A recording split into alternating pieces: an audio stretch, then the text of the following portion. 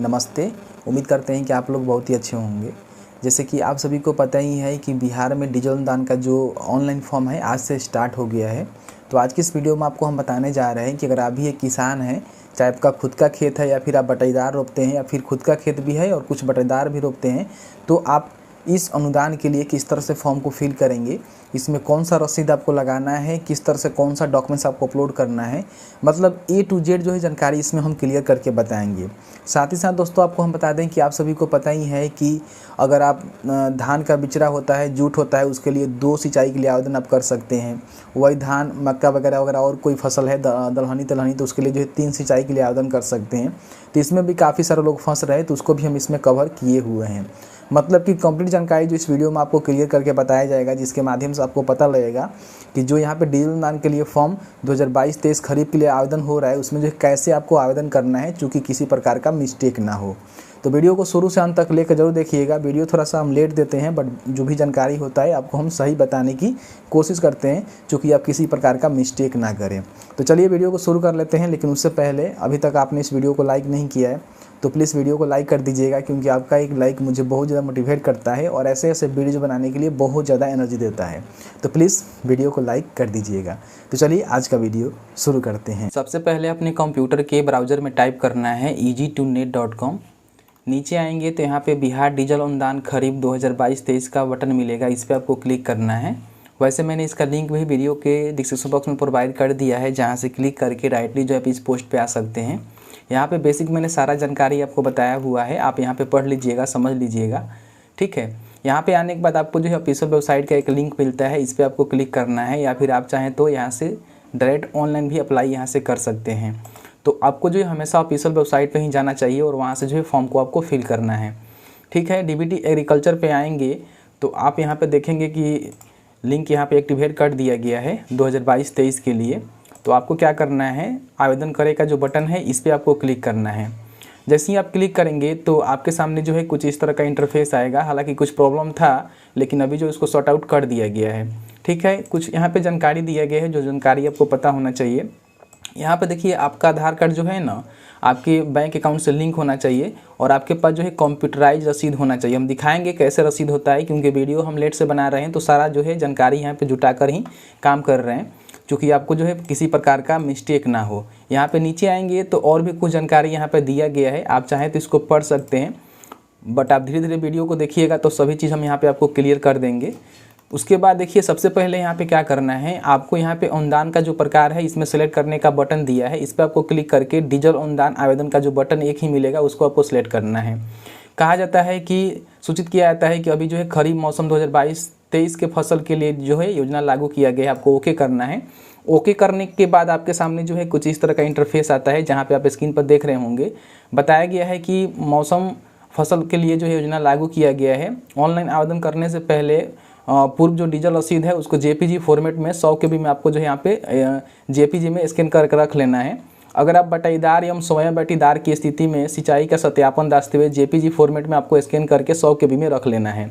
देखिए, आप अगर मान लीजिए जो भी लोग बटाईदार रोपते हैं, पाटा पर ज़मीन लेकर रोपते हैं, वो भी आवेदन कर सकते हैं। उनके लिए करना क्या होगा, यहाँ पे एक फॉर्म मिलेगा, इस पर आप क्लिक करेंगे तो डाउनलोड होने के बाद देख सकते हैं कि इस तरह से जो है आपको मिलेगा। वास्तविक खेतीहार बटाईदार किसान के लिए स्वयं अभिप्रमाणित एवं सत्यापित भूमि घोषणा पत्र, ठीक है। यहाँ पे देख सकते हैं कि आवेदक किसान वार्ड सदस्य एवं कृषि जो कोऑर्डिनेटर होते हैं उनसे जो है सत्यापन एक कराएंगे, उसके बाद ही यहाँ पे अपलोड करेंगे, जिसमें किसान का नाम रहेगा। आपको हम यहाँ पे हाईलाइटेड करके दिखा देना चाहेंगे। यहाँ पे किसान का पिता या फिर पति का नाम, गाँव का नाम, पंचायत, प्रखंड और जिला। उसके बाद यहाँ पे आपने जो भी खरीफ मौसम 2022 में डीजल पंप सेट से पटवन किया हुआ है, उसका नीम जो भूमि बटाईदार पे आप मतलब रोपे हुए हैं, तो उसका जो है जानकारी यहाँ पे देना होगा। देखिए, ज़मीन आपके पास नहीं होगा तो क्या हो गया, अगर आप मान लीजिए यहाँ पे किसी का ज़मीन आप मतलब रोपते हैं, तो उसका खाता खेसर नंबर जरूर आपको पता होना चाहिए और उसका कुल रकबा वगैरह वगैरह आपको यहाँ पे देना होगा कि कुल खेती का रकबा कितना है, उसका पटवन का रकबा कितना है, आपको यहाँ पे लिखना होगा। और भूधारी का नाम भी आपको लिखना होगा जिनके नाम से वो ज़मीन है, ठीक है। है। उस तरह से आप यहाँ पे देखेंगे गवाह के रूप में अगल बगल के 2 किसानों का जो है यहाँ पे जानकारी भी आपको देना होगा, जैसे कि यहाँ पे बताया गया है, जैसे किसान का नाम, उसका पता, मोबाइल नंबर और उसका सिग्नेचर भी यहाँ पे करवाना होगा। यानी कि आपके आसपास में जहाँ भी आपका ज़मीन है ना, उसके आसपास के 2 किसानों का जो यहाँ पे स्टेटमेंट आपको लेना बहुत ज़रूरी है, क्योंकि ये जो है ज़रूरी है, नहीं देंगे तो नहीं हो पाएगा। उसके बाद यहाँ पे आएंगे तो दिनांक, किसान का सिग्नेचर करेंगे या फिर अंगूठा के निशान लगाएंगे। और यहाँ पे देख सकते हैं कि आपको जो है सत्यापन कराना पड़ेगा। सत्यापन कहाँ से कराना होगा? एक जो है कृषि जो कोऑर्डिनेटर होते हैं उनसे सिग्नेचर करवाइएगा, और वार्ड जो आपका सदस्य होते हैं उनसे यहाँ पे सिग्नेचर करवाकर इसको जो है यहाँ पे वेरीफाई करवा लेना है कि वाकई में आप जो है यहाँ पे खेतीहार या फिर बटाईदार किसान है, वास्तविक खेतीहार या फिर बटाईदार किसान है। तो यहाँ पे आपको वेरीफाई करवाना होगा। इसका भी लिंक हमने दे दिया है, वेबसाइट पे आप जाकर यहाँ से इसको डाउनलोड कर सकते हैं। ठीक है, तो इस तरह से इसको भर लेना है। भरने के बाद यहाँ पे क्लोज के बटन पर क्लिक करना है। उसके बाद पंजीकरण दर्ज करे के सामने आपको रजिस्ट्रेशन आईडी मिलेगा, इसको सिलेक्ट करना है और आपका जो भी किसान रजिस्ट्रेशन नंबर है वो आपको डालना है। मान लीजिए आपका किसान रजिस्ट्रेशन नंबर पता नहीं है, तो आप यहाँ से किसान रजिस्ट्रेशन पर क्लिक करके डायरेक्ट जो है यहाँ पे किसान रजिस्ट्रेशन कैसे किया जाता है, मैंने सारा जानकारी यहाँ पे बताया हुआ है। इस पोस्ट को पढ़ सकते हैं, समझ सकते हैं, बताया हुआ है। ठीक है, तो यहाँ पे मान लीजिए करना चाहते हैं तो यहाँ पे क्लिक करेंगे तो यहाँ से जो है किसान रजिस्ट्रेशन आप डेमोग्राफी OTP के थ्रू या फिर वाई ऑथेंटिक के थ्रू जो है आप यहाँ पे किसान रजिस्ट्रेशन कर सकते हैं, जिसका कंप्लीट वीडियो है, वो वीडियो देखेंगे आपको समझ में आएगा। उसके बाद उस किसान रजिस्ट्रेशन नंबर को आपको यहाँ पे डालना है और सर्च के बटन पर क्लिक करना है। तो जैसे ही सर्च के बटन पर क्लिक करेंगे तो आपके किसान रजिस्ट्रेशन में जो भी जानकारी है इस तरह से आपके सामने आ जाएगा, जैसे कि अकाउंट नंबर वगैरह वगैरह सारा चीज़ यहाँ पे मिल जाता है। ध्यान रखिएगा जो भी आपने यहाँ पे मोबाइल नंबर दिया है इस पर OTP जाएगा और आपका जो पैसा है इसी अकाउंट नंबर में जाएगा जो आपने किसान रजिस्ट्रेशन करते समय दिया हुआ है। अब थोड़ा सा आपको ऊपर करना है।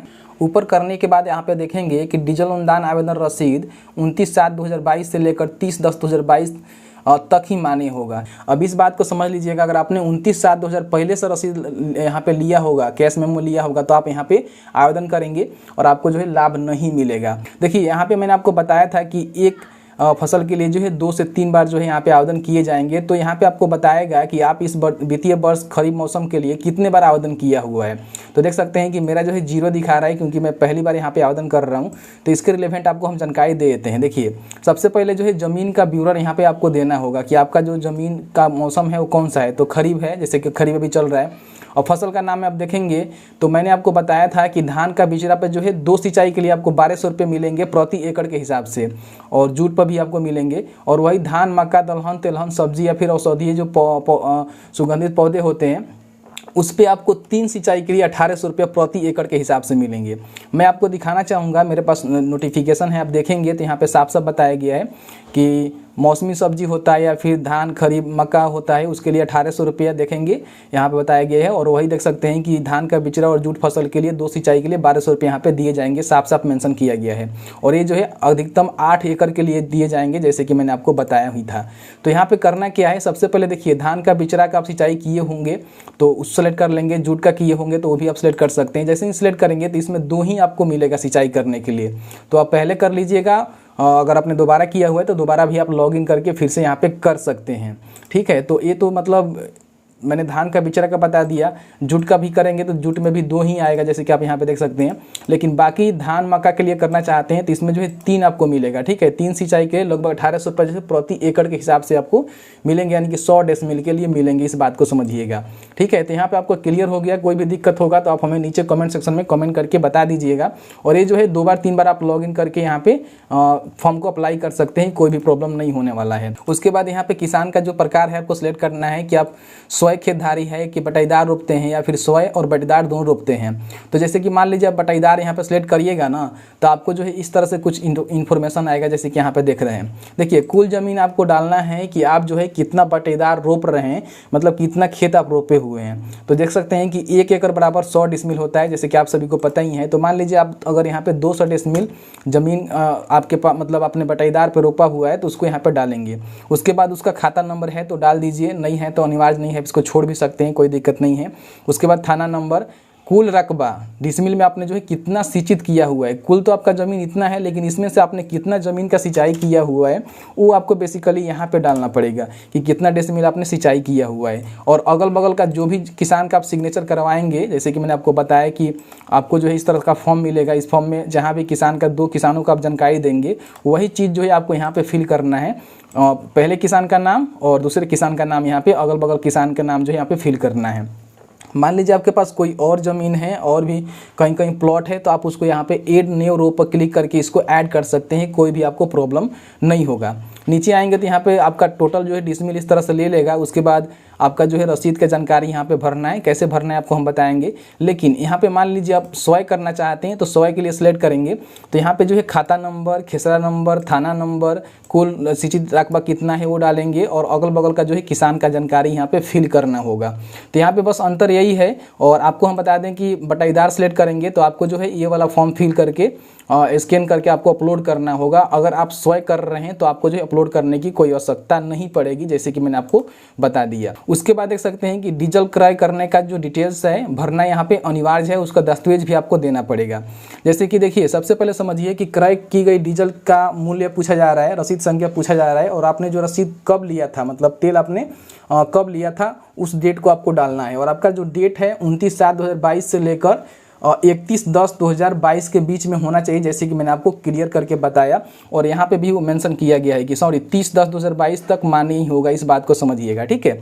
उसके बाद पेट्रोल पंप का नाम यहाँ पे लिखना होगा और प्रखंड का नाम आपको लिखना होगा। और आप जो भी रसीद, मतलब आपको हम दिखाए थे, रसीद मेरे पास है, तो जैसे देख सकते हैं कि इस तरह से आप पेट्रोल पंप पे से जो डिजिटल रसीद होता है वो लेकर आएंगे। जैसे कि आपने जब भी डीजल लिया होगा तो आपके सामने जो है कुछ इस तरह का ही रसीद मिलता है, जिसमें सबसे पहले पेट्रोल पंप का नाम लिखा रहता है, यही नाम आपको लिखना है। और यहाँ पे देख सकते हैं कि आपको जो भी मतलब जानकारी है दिया रहता है। यहाँ पे डेट दिया गया है 29/7/2022 को हमने लिया हुआ है, टाइम भी मिला होता है, टाइम भी आप डाल सकते हैं। उसके बाद यहाँ पे देख सकते हैं कि हमने जो है डीजल लिया हुआ है, तो डीजल मेंशन है, कितना डीजल लिया हुआ है 10.61 लीटर मैंने यहाँ पे डीजल लिया हुआ है। रेट क्या है और कितना का डीजल है यहाँ पे बता दिया जाता है। उसके बाद नीचे आएंगे तो यहाँ पे आप देखेंगे कि टोटल जो है सेल कितना का हुआ है, यानी कि कितना पैसे का जो है हमने यहाँ पे डीजल लिया हुआ है, उसका यहाँ पे रेट मतलब टोटल पैसा भी यहाँ पे मेंशन किया गया है। और यहाँ पे देखिए एक व्हीकल नंबर दिया जाता है। व्हीकल नंबर में ही आपको अपना किसान रजिस्ट्रेशन जो होता है 13 अंकों का होता है, लेकिन आपको लास्ट का जो 10 अंक होता है वो आपको यहाँ पे मेंशन करना होगा। जैसे देख सकते हैं कि 534 यहाँ पे लास्ट में हमारा किसान रजिस्ट्रेशन नंबर है, तो मैंने यहाँ पे मेंशन करवाया हुआ है। उसके बाद यहाँ पे देख सकते हैं कि रिसिप्ट नंबर भी आपको मिलता है, जो आपके काम का चीज़ है आपको मांगा जाता है, भरना होता है। और उसके बाद इसका डेट वगैरह वगैरह रहता है। तो इस तरह से जो है आपको पेट्रोल पंप से जो डिजिटल रसीद होता है वो आपको लेकर आने की आवश्यकता पड़ती है। तो जिस तरह से मैंने रसीद कटवाया हुआ है उस तरह से आपको रसीद कटवाना होगा। जहाँ पे व्हीकल नंबर दिया गया होता है वहाँ पे आपको क्या करना है, अपना जो है किसान रजिस्ट्रेशन नंबर का जो लास्ट का 10 डिजिट है वो आपको यहाँ पे डलवा देना है, जैसे कि वहाँ पे बताया गया था।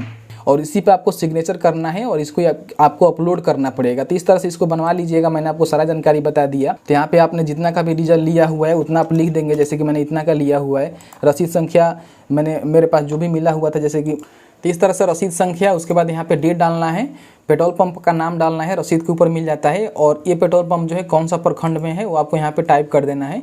उसके बाद आपको जो है अनुमानित राशि कितना मिलेगा यहाँ पे बताया जाता है, जिसको एक बार आपको देख लेना है, ठीक है। इस मतलब ऐसा नहीं है कि इतना पैसा ही आपको मिल जाएगा, अनुमानित बताया जा रहा है, मतलब इतना आपको अनुदान मिल सकता है। उसके बाद यहाँ पे देख सकते हैं कि 4 अंकों का OTP जो है आपके किसान रजिस्ट्रेशन में जो भी मोबाइल नंबर है उस पर भेजा जाएगा।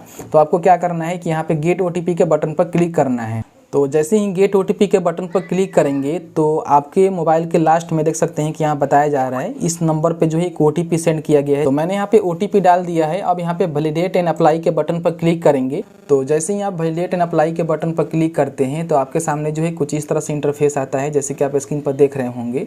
अब यहाँ पे डीजल जो पावती रसीद है, जैसे कि मैंने आपको दिखाया, आपको हम फिर से दिखा देते हैं, इस तरह से होगा। इस पे जो है सिग्नेचर यहाँ पे आपको कर लेना है। नीचे किसान का सिग्नेचर जरूर कर लीजिएगा, नहीं तो वैलिड नहीं होगा। और 29/7/2022 से लेकर 30/10/2022 के बीच में का जो है रसीद यहाँ पे होना चाहिए। अब इसको क्या करना है कि आपको जो है 100 KB में यहाँ पे JPG फॉर्मेट में फ़ोटो खींच लेना है, मतलब स्कैन कर लेना है।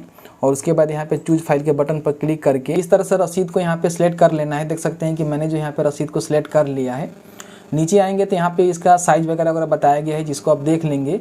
और एक डेट यहाँ पे याद रखिएगा कि 29/7/2022 से लेकर 30/10/2022 के बीच में जो है आपका कंप्यूटराइज रसीद होना चाहिए, जैसे कि मैंने आपको दिखाया, ठीक है। और किसान का सिग्नेचर भी होना चाहिए, जैसे कि मैंने आपको बताया।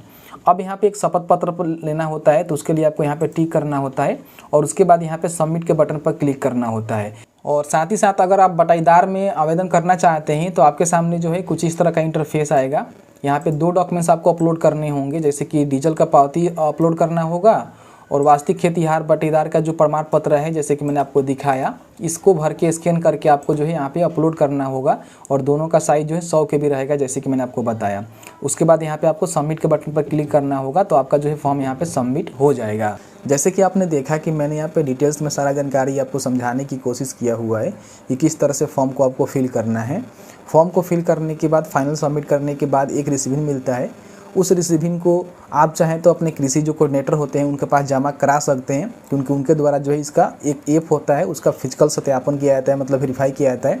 उसके बाद ही अलाउ किया जाता है कि आपको जो है कितने पैसे मिलने वाले हैं। ऐसा नहीं है कि उतना जितना पैसा आपको फॉर्म फिल करते समय दिखा रहा है उतना ही पैसा मिलेगा, ऐसा कुछ नहीं है। वो अनुमानित है, उससे कम ही आपको पैसे दिए जाते हैं, मतलब सत्यापित होने के बाद ही पता लगता है कि आपको जो है कितना पैसे मिलने वाले हैं।